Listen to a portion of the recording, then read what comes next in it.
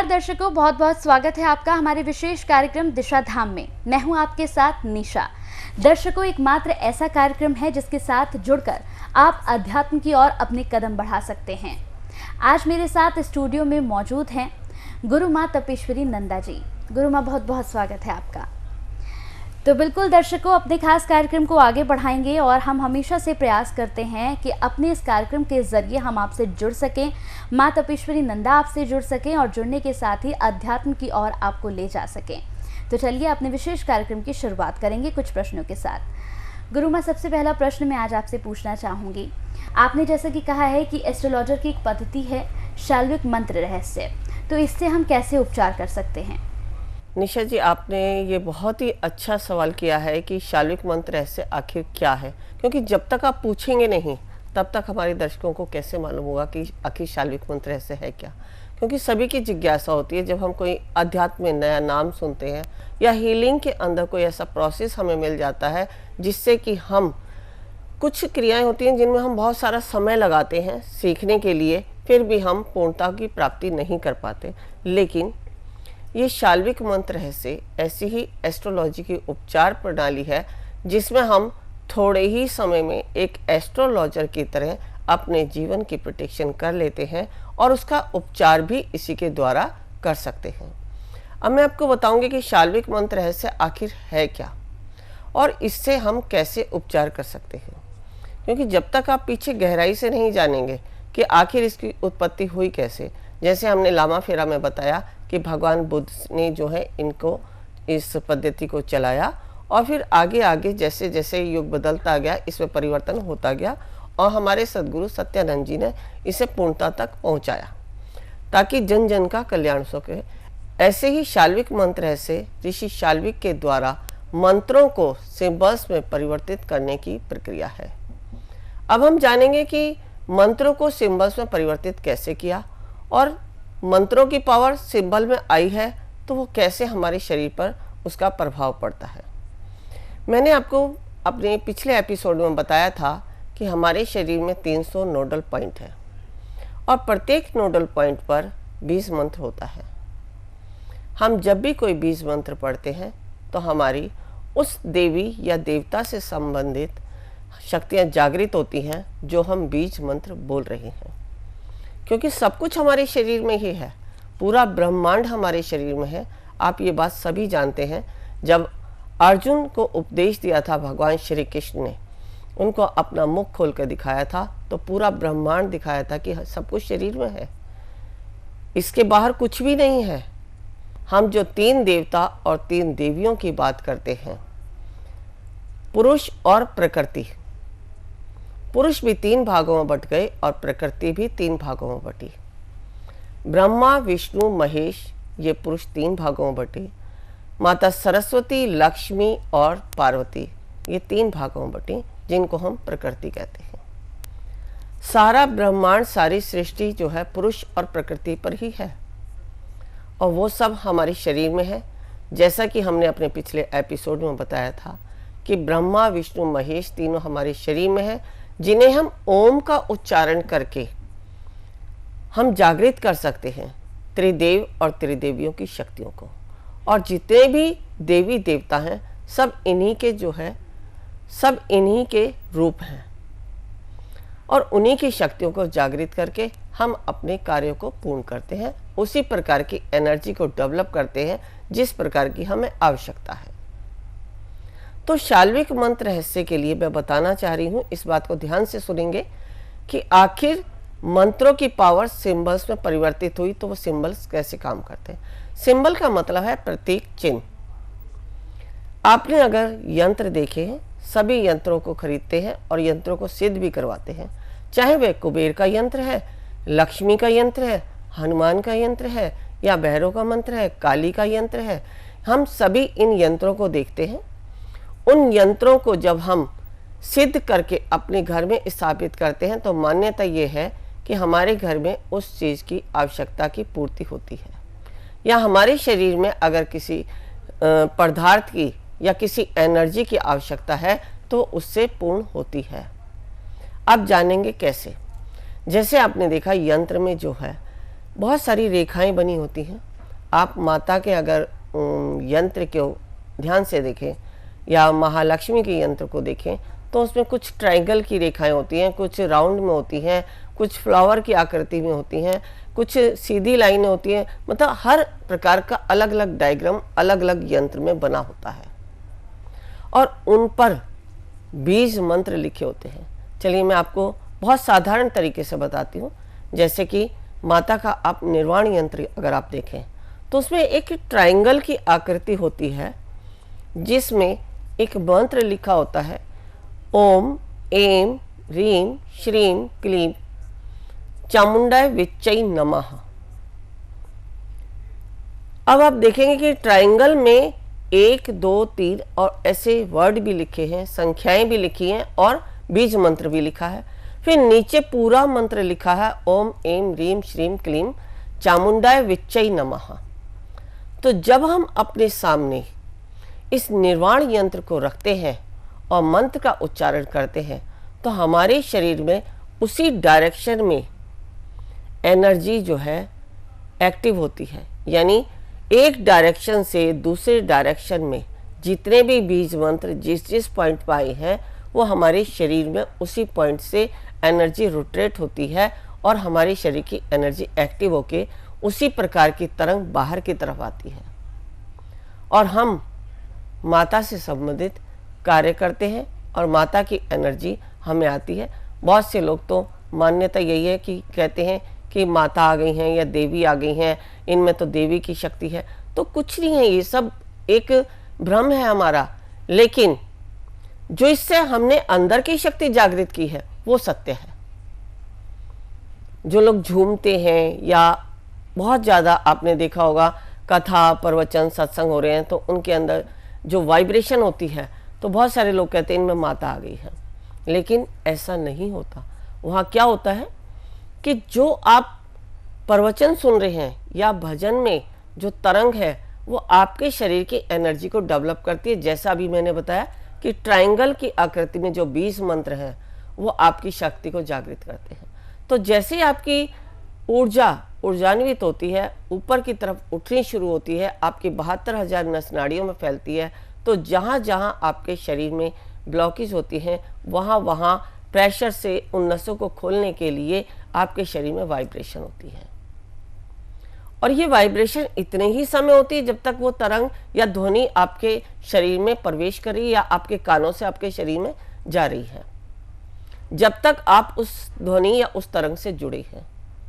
तो आज हमने एक तो ये जाना कि जो हमारे शरीर में वाइब्रेशन होती है वो किस कारण से होती है। दूसरा, प्रत्येक चिन्ह या कोई यंत्र हमारे शरीर में कैसे कार्य करते हैं। अब बात फिर हम शाल्विक पे ले आते हैं। तो जो ऋषि शाल्विक थे, इनका जब जन्म हुआ तो आकाशवाणी हुई थी कि ये जो बच्चा है ये इतना मंत्रों का ज्ञाता होगा कि बड़े बड़े विद्वान पंडितों को पीछे छोड़ देगा, कि उनकी जो है उपेक्षा करेगा और पंडित लोग जो है इससे विरोध का भाव रखेंगे। तो इस प्रकार की आकाशवाणी सुनकर जो विद्वान थे वो लोग घबरा गए और उन्होंने सोचा कि इस बच्चे को जो है अभी मृत्युदंड दे देना चाहिए। जैसा कि आप सभी जानते हैं, जब कंस ने 8वें पुत्र की भविष्यवाणी सुनी तो उसके मन में जब डर हो गया था अपनी मृत्यु को लेकर, उसी प्रकार ब्राह्मणों को भी अपने जो है जीविका चलाने के लिए जो एक बाधा नजर आई, उसके चलते उन्होंने जो है उस बच्चे को मृत्युदंड देने का विचार किया। अब सभी ब्राह्मण एकत्रित होकर एक यूनिटी बना के उस ब्राह्मण के घर गए जिसके यहाँ उसका जन्म हुआ और उसके पिता से ये कहा कि इस बच्चे को जो है मृत्युदंड दे दो। लेकिन क्या कोई पिता या कोई माता अपने बच्चे को मार पाएगा? नहीं। जैसे कि आपने देखा है, जब भगवान श्री कृष्ण का जन्म हुआ तो अपने आप सारे द्वार खुल गए थे और उनकी रक्षा हुई थी। ऐसे ही जब हमारे यूनिवर्स में या परमात्मा की तरफ से कोई जन्म लेता है तो उसकी रक्षा करने वाले भी परमात्मा ही होते हैं, क्योंकि उन्होंने उस कार्य के लिए उसको जन्म दिया जो यहाँ करना है, और जब तक वह पूरा नहीं होगा तो उसका अंत कैसे होगा। तो इसीलिए उनके पिता ने क्या किया, उस बच्चे को एक टोकरी में डाला और एक नदी में छोड़ दिया। वो नदी कहीं कहीं दूर गांव में पहुंची। किसी ने उस टोकरी को लिया। जब बच्चे के रुदन की आवाज़ आई तो उस टोकरी को उठाया, देखा तो उसमें एक बालक था। उन्होंने उस बालक को पालन पोषण किया। जब वह बालक 9-10 वर्ष का हो गया और भ्रमण करता था, बाहर विद्वानों के द्वारा मंत्रोच्चारणों को देखता था, तो उनका विरोध करने लगा। जैसे जैसे उसका विरोध बढ़ता गया, वैसे वैसे विद्वानों के मन में वही डर आता गया, कहीं यह बालक वही तो नहीं जिसके बारे में भविष्यवाणी हुई थी। तो उन्होंने जो है उस बालक को बंदी बना लिया। बंदी बना के उन्होंने एक कमरे में बंद कर दिया और कहा कि अब ये बच्चा, अब ये बालक जो है बंद कमरे में भूख प्यास से तड़प कर मर जाएगा। लेकिन जिसको परमात्मा ने जन्म दिया है, जो जिस कार्य के लिए आया है, वो वह कार्य करके ही जाएगा, चाहे इसमें हम सामान्य मनुष्य हैं या भगवान का दिया हुआ कोई भी अवतार। तो उन्होंने क्या किया, बंद कमरे में कुछ पेज देखे, कुछ पन्ने देखे, कुछ कागज देखे और उन्होंने वहीं अपनी एक कलम उठाई और उससे जो है सारे मंत्रों को प्रतीक चिन्हों में परिवर्तित करना शुरू कर दिया। अब कुछ समय हुआ, विद्वानों ने कहा कि चलो देखते हैं, अब वह बालक जो है अब तक तो मर गया होगा, ख़त्म हो गया होगा। तो उन्होंने जैसे ही दरवाज़ा खोला तो देखते क्या है कि वह बालक जो है आखिरी प्रतीक चिन्ह बना रहा था। उन्होंने क्या किया, उस बालक ने सारे मंत्रों की पावर को 450 सिंबल्स में परिवर्तित कर दिया। अब विद्वानों ने जैसे ही देखा तो उनसे कहा कि आप का काम तो मैंने कर दिया, जो आप मंत्रों में गलती कर रहे थे वो तो मैंने प्रतीक चिन्हों में बदल दी। क्योंकि उच्चारण में कहीं ना कहीं गलती हो सकती है, प्रोनाउंसिएशन में गलती हो सकती है, लेकिन सिंबल यदि आपके ऊपर, यदि आपके शरीर पर पड़ते हैं तो कहीं कोई गलती नहीं होती। बस उसको हमें ड्रॉ करना आना चाहिए, उसको बनाना आना चाहिए। तो ये सब देखकर जो है वह ब्राह्मण घबरा गई और उन्होंने जो है उस बालक से वह पुस्तक छीन ली। उसको फाड़ने की कोशिश की तो वह फटी नहीं, उसको जलाने की कोशिश की तो वह जली नहीं, क्योंकि जिसमें इतने सारे मंत्रों की पावर हो वह पुस्तक कैसे जल सकती है, कैसे फट सकती है। अब उन्होंने सोचा चलो इसे नदी में डुबो देते हैं, गल के अपने आप ही समाप्त हो जाएगी। जैसे ही ब्राह्मणों ने उसे नदी में डुबोना चाहा, वैसे ही भगवान शिव ने उस पुस्तक को पकड़ लिया और कहा, जो भी कोई मनुष्य अपनी समस्याओं का कारण इस पुस्तक के द्वारा जानेगा और उसका समाधान करेगा तो इसके द्वारा वह पूर्ण सफलता को प्राप्त होगा। इसमें मेरा पूर्ण आशीर्वाद है। तो इस प्रकार महादेव के वरदान से शाल्विक मंत्र रहस्य प्रत्येक चिन्हों में जो है पूरी पावर के साथ इसमें निहित है। बिल्कुल। यहाँ पर गुरुमाई कॉलर हमारे साथ जुड़ गए हैं, उनसे भी बातचीत कर लेते हैं। नमस्कार, बहुत बहुत स्वागत है आपका। नमस्कार, आवाज मिल रही है मेरी? जी मैम। जी, क्या नाम है आपका? मैम काजल नाम है मेरा। काजल, आप अपना प्रश्न पूछ सकती हैं, पूछिए। गुरु माँ नमस्ते।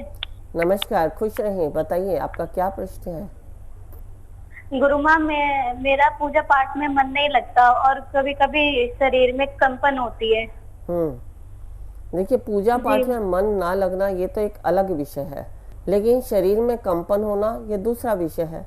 अभी जैसा हम बता रहे थे कि शरीर में कंपन क्यों होती है, पूजा पाठ में मन ना लगना जो मैंने बताया कि अलग विषय है। ये हमारे अपने प्रारब्ध और संस्कारों का कारण हो सकता है, लेकिन वाइब्रेशन होना जो हमने अपने पिछले एपिसोड में बताया था कि एक आनंद मार्ग होता है, ज्ञान मार्ग होता है, एक सत्य मार्ग होता है। तो जो आपका मन तो बहुत करता है कि मैं पूजा करूं, लेकिन कर नहीं पाते। लेकिन जब भजन सुनते हैं, कीर्तन सुनते हैं, उसकी ध्वनि सुनते हैं, तो उसकी जो तरंग है या जो आपका परमात्मा के प्रति मन में जो भाव है, वो भाव आपकी एनर्जी को एक्टिव करता है। जैसा अभी मैंने थोड़ी देर पहले बताया कि वो ऊर्जा जब ऊर्जान्वित होती है हमारी कुंडलिनी शक्ति से ऊपर की तरफ और 72,000 नस नाड़ियों में फैलती है, तो वाइब्रेशन होती है। तो वही वाइब्रेशन आपके शरीर में होती है। यदि आप इसको चाहते हैं कि आप इसको क्लियर कर सकें और आगे अध्यात्म के रास्ते पर बढ़ सकें, आपका पूजा पाठ में मन लग सके, तो हमारे दिशा धाम में आकर मेरे द्वारा मार्गदर्शन करके आप इसको आगे अपने अध्यात्म के मार्ग पर बढ़ सकते हैं, पूजा पाठ में मन लगा सकते हैं। जी। तो अब हम बात कर रहे थे कि जो हमने पावर दी, जो भगवान महादेव ने आशीर्वाद दिया, तो अब हम अपने अगले एपिसोड में बताएंगे, क्योंकि यहाँ भी समय का बहुत अभाव है, कि शाल्विक मंत्र रहस्य इसके बाद कैसे 450 मंत्रों की पावर हमारे शरीर पर कार्य करती है और किस प्रकार हम एस्ट्रोलॉजी की पद्धति को अपनाकर अपने जीवन की समस्याओं का कारण जान के उन समस्याओं का समाधान कैसे करते हैं। तो इस प्रकार शाल्विक मंत्र रहस्य को जो 450 मंत्र मैंने 450 प्रतीक चिन्ह मैंने यहाँ बताए हैं, उनमें से 150 प्रतीक चिन्ह को हमारे गुरुदेव ने हटा दिया था। 300 सिम्बल्स हैं, जिनके 100 सिम्बल्स के 3 सेट में एक पुस्तिका बना दी है, जिसमें आप तीनों सेटों में अपने जीवन के कारण और उनको करने का समाधान जान सकते हैं, उसके द्वारा अपने जीवन को सफल और सुखमय बना सकते हैं। तो इसके बाद मैं अगले एपिसोड में आपको बताऊंगी कि आखिर शाल्विक मंत्र रहस्य आपके जीवन में एस्ट्रोलॉजी की तरह कैसे कार्य करता है। जैसे आप एक एस्ट्रोलॉजर के पास जाते हैं, आप अपनी कुंडली दिखाते हैं, एस्ट्रोलॉजर आपका होरोस्कोप देखता है, ग्रह नक्षत्रों के अनुसार आपके जीवन में जो दशा चल रही है उसको जानता है और आपको मार्गदर्शन करता है। इसी प्रकार हम जानेंगे कि शाल्विक मंत्र रहस्य से हम कैसे अपना होरोस्कोप दिखाएंगे, कैसे अपने जीवन के बारे में जानेंगे और कैसे उसका समाधान होगा। तो आज समय का थोड़ा अभाव है, अगले एपिसोड में हम इसको बताएंगे कि कैसे जाने आखिर शाल्विक मंत्र रहस्य से कैसे एस्ट्रोलॉजी से जोड़ा जा सकता है। तो बिल्कुल दर्शकों, अगर जिस तरह से यहाँ पर गुरु माँ ने बताया है कि आपको क्या करना है, शाल्विक मंत्र रहस्य क्या है, किस तरह से इससे उपचार किया जा सकता है, ये जानकारी भी यहाँ पर गुरु माँ ने दी है। अगर आप चाहते हैं कोई और जानकारी प्राप्त करना, तो आप इसकी वेबसाइट पर जाकर तमाम जानकारियाँ भी हासिल कर सकते हैं। कहाँ पर शिविर लगाए जा रहे हैं और किस तारीख में लगाए जा रहे हैं, ये जानकारी भी आपको वेबसाइट पर मिल जाएगी। तो वक्त की कमी हमारे पास, वक्त हो चला है आपसे विदा लेने का। बहुत बहुत शुक्रिया गुरु माँ आपका, आप जुड़ी, आपने दर्शकों से बातचीत की, बेहद शुक्रिया आपका। नमस्कार। ऋषिकेश में जो हम शिविर कराने जा रहे हैं, हमारा उद्देश्य है कुंडली जागरण। कुंडली जागरण के लिए आवश्यक है ओम को सिद्ध करना, नागपाश खोलना, विचारों से शून्य होना, समर्पण भाव आना, शरीर में बैठने की क्षमता होना, तभी आप प्राप्त कर सकते हैं कुंडली शक्ति को। यदि आप भी चाहते हैं कुंडली शक्ति को पाना, तो अवश्य आए हमारे इस शिविर में। गुरु माँ तपेश्वरी जी बढ़ाए एक कदम अध्यात्म की ओर और पाएं स्वस्थ शरीर, संपन्नता व एकाग्रता। गुरु माँ के द्वारा 108 प्रकार की दीक्षाएं प्रदान की जाती हैं, जिन्हें लेकर आप अपने जीवन को सुखों से भर सकते हैं। आप गुरु माँ से ध्यान व उपचार पद्धतियाँ सीख सकते हैं, जैसे मुद्रा विज्ञान, साधना से सिद्धियों की ओर, तत्व ज्ञान, लामा फेरा, तनाव, डिप्रेशन, पागलपन, नजर दोष, टोने टोटके में अत्यंत प्रभावी, योग माया, रोगी को रोग मुक्त करना, हुंकार विद हलीम बौद्धिक, विकास एवं लक्ष्य प्राप्ति हेतु, टिंटी सर्कल एकाग्रता बढ़ाने के लिए। हमारा पता है गुरु माँ Tapeshwari ji Ashram, Disha Dham, near Delhi Singhu border, pin code 131028,